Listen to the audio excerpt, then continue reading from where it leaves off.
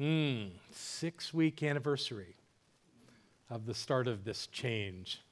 I feel like I should get a report card. So I'm going to begin with a joke. The Science of Mind minister is standing after the celebration, receiving people in the receiving line, and a lady comes to him in the line and wants to give him some news and says to him, I have some great news. Remember what we talked about when I came and had an appointment with you? And he looked at her and said, no. And she was puzzled. She said, no. You remember I told you about this and this and this happened and all of that? No. Wow. I gave you $100. Oh, I remember that.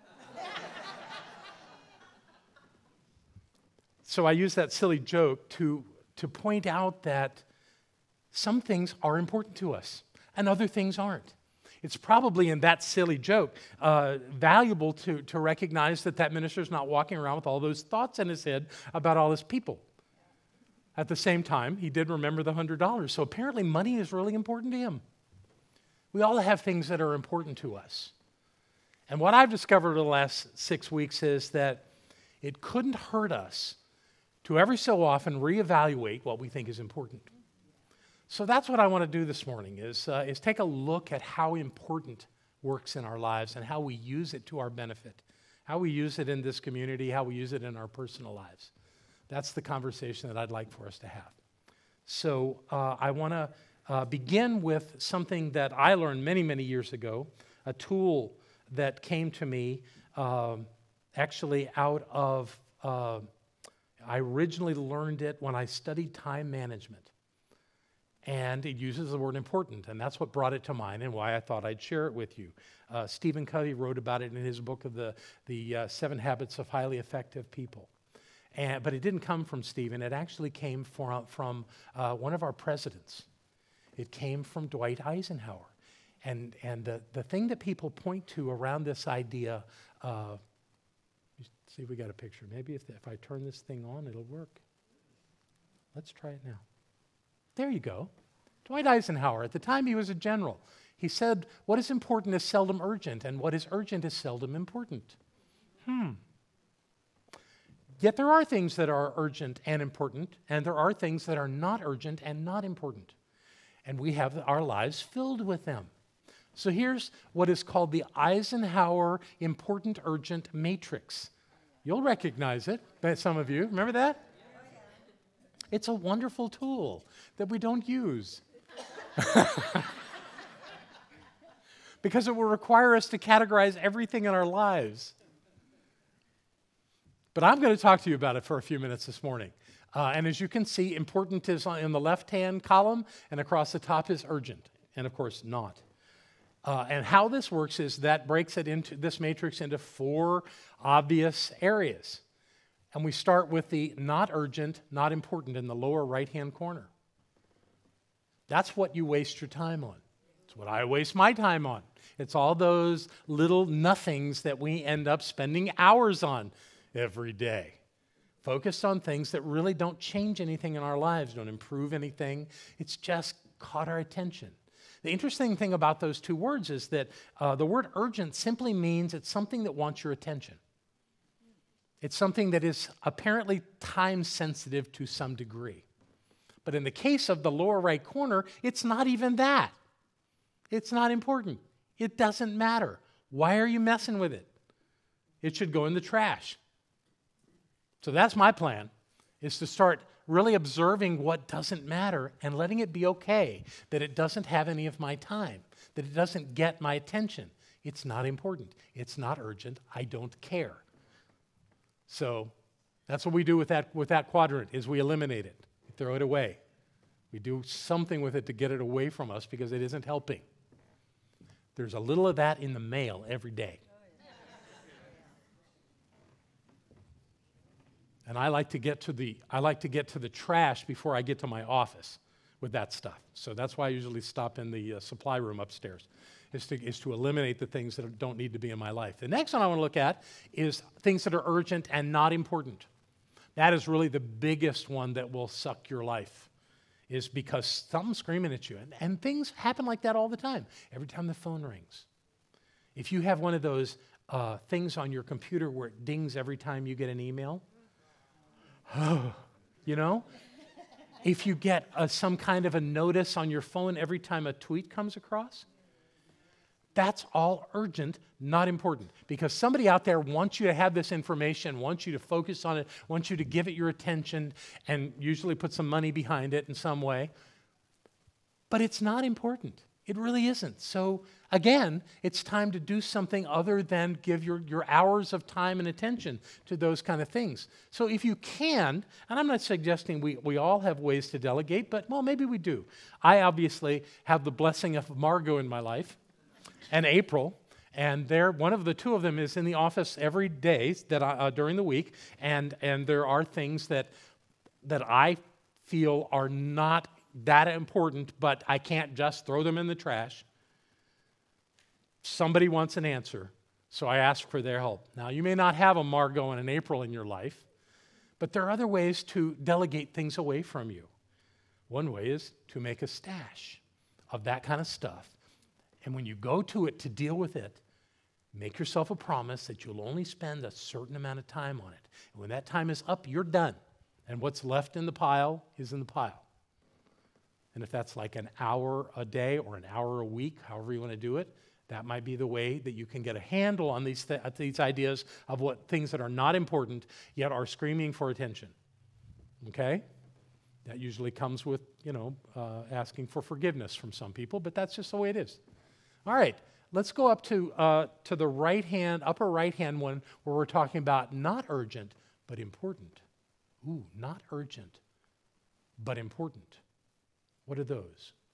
Those are things like your dreams, your goals that you set for yourself, the things that you believe you've come to this planet to experience and express. Those things are important. But if you don't have someone reminding you about them, chances are you're just going to, at the end of the day, think, oh, well, I didn't know anything about that today. But that was so important. And it remains the same way it was from the day before, and possibly will be the next day if that's the same place you are. So what in the Eisenhower matrix, President Eisenhower recommends is that you use that as a planning time. Frankly, though, I believe that when things are important, that they require some movement, some little movement. You don't have to spend your whole day on it, but you have to schedule something to look at these things that you claim are important. That will help you get to those places you want to get. Nobody else is going to do that for you. We don't have people in our lives that will say, oh, remember your dreams today. Remember to take care of that plan that you have for that wonderful thing that you want to create in your life. Nobody's going to do that, just you. So you got to schedule it. You got to plan it. You got to find a way to give it some energy, some attention, some creative movement in your life. Okay, now what that leaves, of course, is urgent and important. Things that are screaming at you that really need to get done. What do you think Eisenhower said about that? He said, do it. Easy enough. And those are the things that you will probably get done. Those are the things with deadlines. Those are things where they're going to stop you and give you a ticket because you never got your car inspected and your insurance has lapsed or whatever. Those kind of things, that need to get done. They just do. So those are the urgent, important kinds of things that you want. So this is just standard time management mechanism that I was taught when I was in my 20s to use. And I found it valuable, but again, how often do you actually think about things in this way? But there's one thing that this absolutely does not answer for us. Do you know what it is? What's most important? Which is where I want to go with this. Because that's what I've been evaluating in my life. It wasn't a hard thing to do under the circumstances, but it was a powerful thing to look at. This idea of where am I putting my energy right now? And from 6 weeks ago, my life is very different. I have different priorities right now. And it's not that I didn't adore my wife all along. I did. But I wasn't kind of designing my life around her recovery. And just to begin the conversation about where she is right now, she's very stable. She's doing good work. She's getting stronger. She's doing her job right now. Her job is to get her body working again. And she's doing it. She has 5 or 6 sessions every day. And with that rest time that she's been having in the afternoon, she's asked to do pool therapy. So she's going to be down in the pool at her facility, probably starting tomorrow. That'll make 7 therapy sessions for her to do. And is she exhausted at the end of the day? Absolutely, but she's done her work. That's what her work is right now. My work, on the other hand, is to support her. That's my highest priority. That's what's most important to me. And right behind that is the care of this community and making sure that we're doing what is ours to do as a community. And again, I just want to acknowledge Margot and April for their incredible support and all the people that come into the office and help out and have helped us find our way around that. We actually had a guy work in the office this week. That was new. That's getting handled. Now, it isn't always pretty. And I'll refer to our experience with our board meeting on Wednesday. We have a great board. We have wonderful people that love this center and support this center with their time. And they're, as stewards on our board, they are doing great work. 2 of them are going off next week. Sherry and Dee will be stepping down, and we'll talk about who we're asking to have come on to the board next week. But right now, what I want you to know is that this particular board meeting on Wednesday, as wonderful as these people are,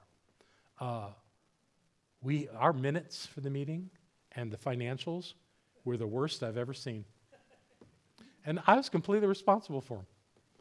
You know, they had all kinds of mistakes in them because I'm learning how to do this, and I wasn't really to the place where I was doing it well enough to the level that Barbara was doing those kinds of things. So this one was, you know, it was interesting though.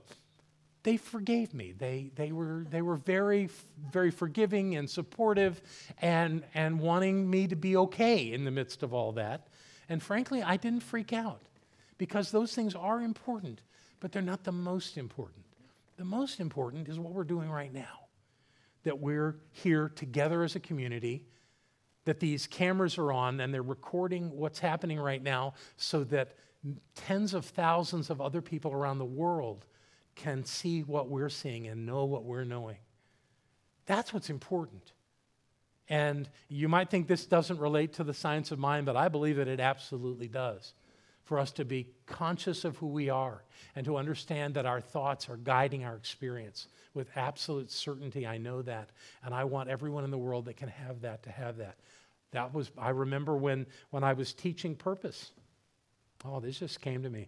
When I was teaching in our summer prosperity class, which I've done for years, teaching people to write their purpose statement. Barbara's purpose statement was so clear. Her purpose is to teach science of mind to the world. That's why she's here. So her work right now is completely in alignment with that because she's getting her body back in order so that she can do what she's come here to do and be who she's come here to be. So she's on purpose. I'm learning. So to make sure that I knew I was doing okay, I had to write down what we are accomplishing from a business standpoint. We'll talk in detail about this next week, but right now all our bills are paid. We made payroll. Taxes are about to be filed for the end of the year. I think I have 3 more days to learn how to do that. We have W-2 forms and 1099 forms, which Alice Ersham is going to help me complete, and we'll get those out on time. And we're working on getting our end of year financial statements to all of you. So without Barbara's presence, we're still actually figuring things out slowly and not always in a really pretty way, but we're figuring it out, and it's working. So yay. So those of you that wanted to applaud, you could do that now. I'm learning every day. I'm learning about me. I'm learning about what's important and deepening that in my life. And that's what I want to ask you to do. Look at what's important in your life. And I have some thoughts about how I want to do that. First, I want to tell you about my schedule. Before this happened, Barbara and I would leisurely get up between 6 and 6:30. We would have our coffee. We would do our treatment work, our spiritual practice together on our cushy chairs. And we'd get dressed and shower and do all our grooming things. And we would come over here. Maybe by 10. It was real easy in the morning. Now, I get up at 4 a.m. Put on a load of wash, get things rolling, have my coffee, do my spiritual practice, get to Barbara between 6 and 6:30. And then I'm with Barbara until 9 when she has her first therapy session. And in that time, we dress, we eat, and we're with each other. And it's quite amazing. And it's a joyous time. It's different than when we were at home, but it's still a joyous experience. She's in a semi-private room, and she's by the window, so there's always that thing that's drawn, the curtain that's drawn between the two areas.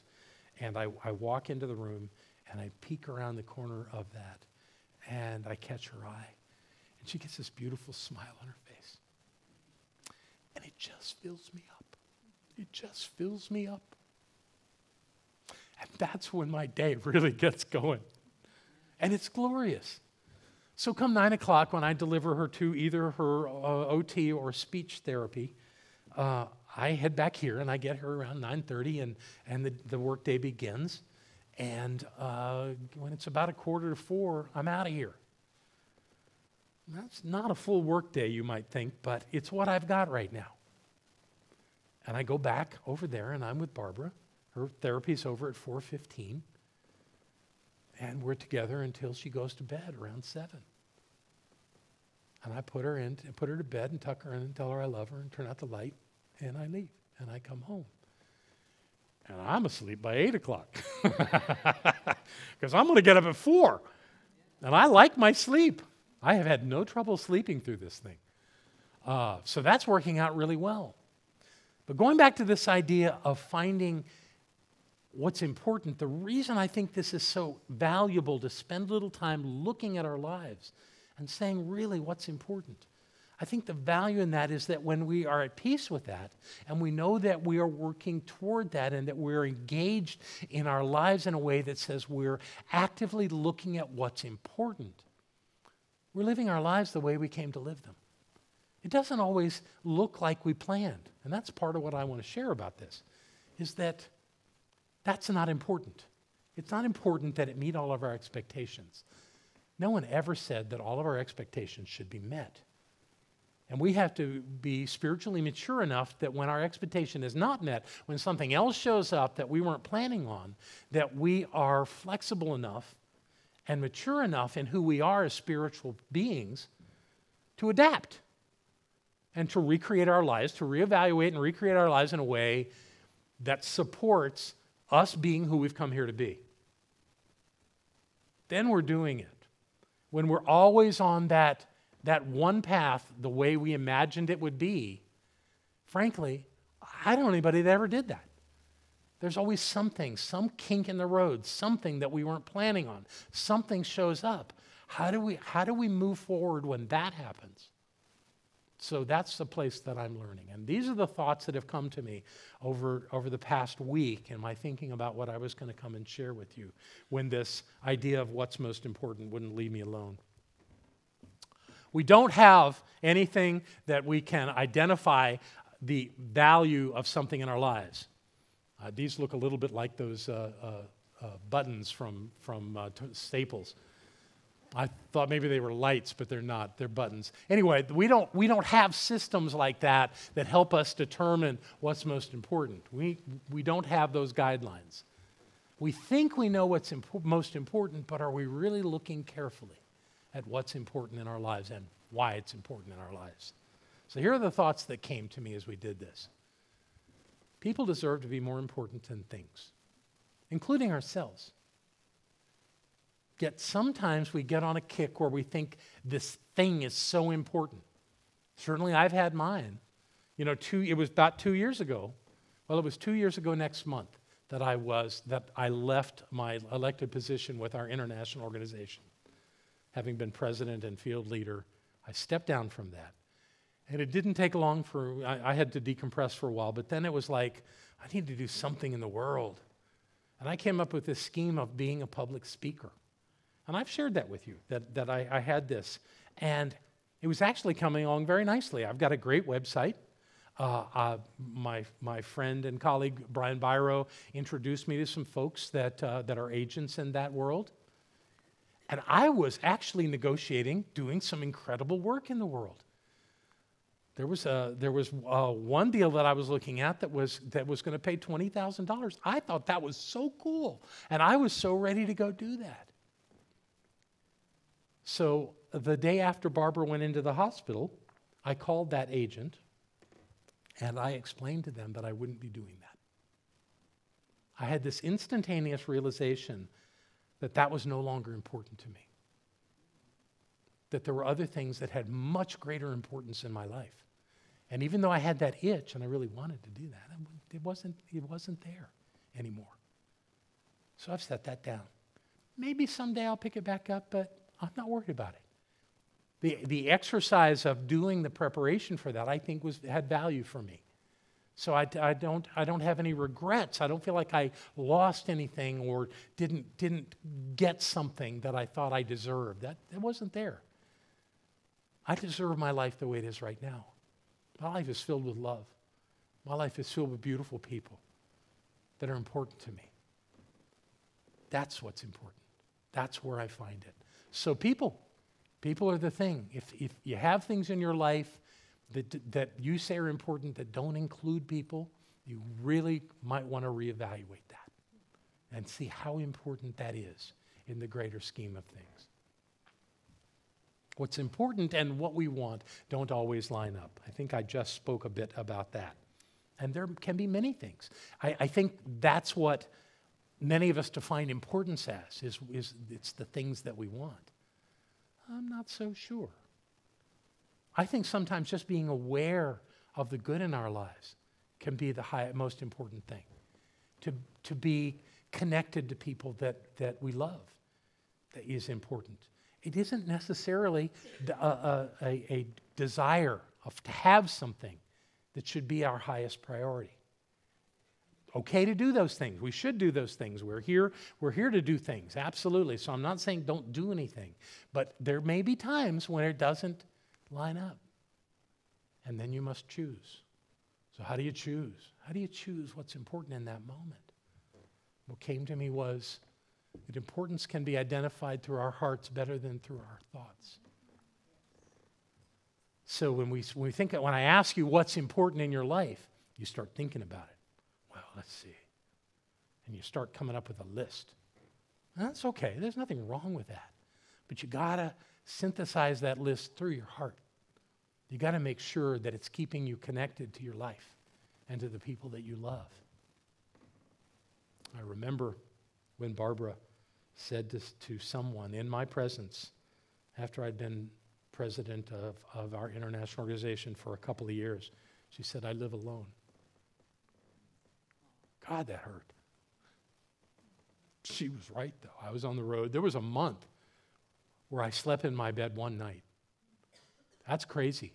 I mean, I have no regrets, but that didn't need to be. And so this has been kind of a wake-up call for me. Another thing that has been important to me, and you've heard me say this a bunch, is going to the beach every 8 weeks. How I get so much from being at the beach. I've kind of lost that. And I'm okay. No regrets. I don't really need the beach right now. And another thing I don't need is to be paying for a storage space in Miami that is filled with things to go to the beach. So if I'm not here in a couple of weeks and you have another amazing speaker on this stage, it'll be because I've gone to get my stuff to bring it back up here so I don't have to think about that down there. Yeah. Maybe. I'll see. Barbara keeps telling me that I have something on the 26th to do, but I can't find anything on my calendar. I'm not sure whether she's being delusional about that or if there's something, once again, that she's remembering that I'm not. She's really good at that. And even when we have some issues with communicating right now, she knows exactly what she's thinking and what she knows. And it's quite amazing to be around somebody like that. So let things move through your heart when you're thinking about what's important. Don't let it all be mind stuff. And the last thought I had on this was importance and achievement are not the same thing.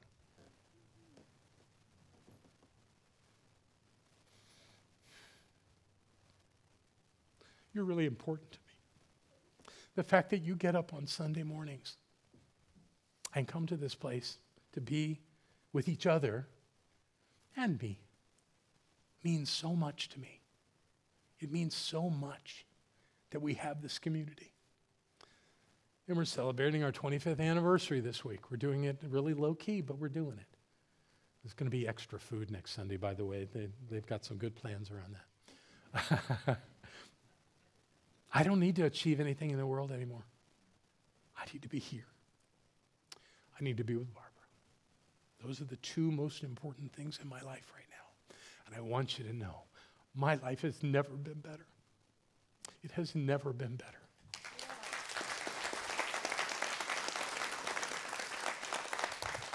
So those of you that have great ambitions to do things in the world, by God, go do them. But if you don't, you're fine. You're wonderful. You're perfect. If what's important to you is sitting next to you right now, if who is important to you is someone you can reach out to whenever you'd like, perhaps your success is already achieved. And all you have to do is keep doing what you do so well. So we're going to learn how to do this together even more, because I'm still paying attention, and when I get the chance to stand here and love on you, I'm going to share everything I can think about that. Yeah. Oh, and I want to demonstrate to you how my shifting of importance is happening in my life. There's a little thing people say, the sign of a clear desk is the sign of a sick mind. You heard that?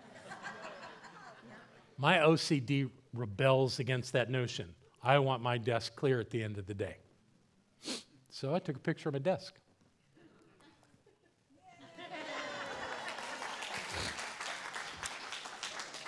This is the desk, and this is the part of the rest of it that wouldn't fit on the desk.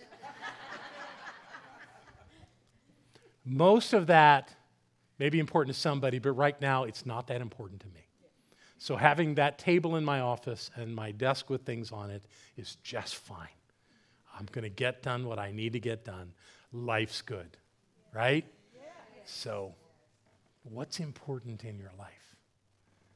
Let that be your focus. Let that feed you, because that's what it really comes down to. When we are connected to the valuable things in our lives are working. Our lives are filled with grace. Our lives are beautiful. And that's the way we're meant to be. We're meant to be happy. Barbara will tell you that. Let's talk about Barbara. Barbara's making great progress. Her therapists tell me she's ahead of schedule.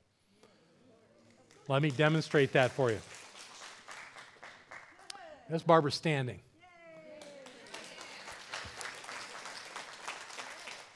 I want you to know 2 weeks ago she couldn't do that.